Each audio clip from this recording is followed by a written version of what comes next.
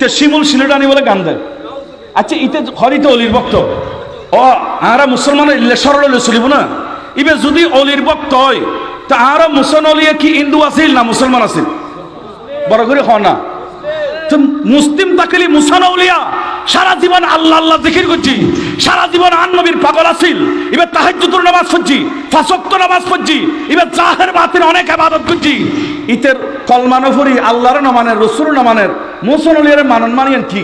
ইতে মুসান আউলিয়ার ব্যবসার পণ্য বানায় তোমার আর ফকট আতা টিয়ন বেগুন লইতে পারলাই উগ্র অপকৌশল বানাই কথা বল ঠিক কিনা?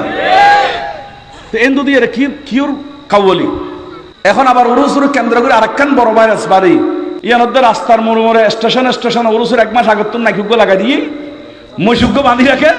তারপর ও ফার্স্টে এদর গুনা মাছ হয়ে যাবে গুই সবর ফার হয়ে যাবে গুই কুকিল খণ্ড দিয়ে হয়।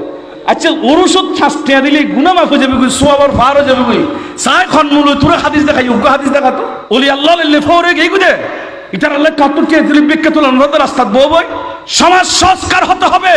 এখন হিন্দু বলে ইতারা বানায় যে মানি আর আত্মন খতুন আবেগি ফল সল বাড়াই ইনে বানাতে বাপ জিবে বলে বাজান যেটা এটা বলে বাজান উদো এত বাপ বাড়ি গিয়ে এত বাপ হইলে তো সমস্যা।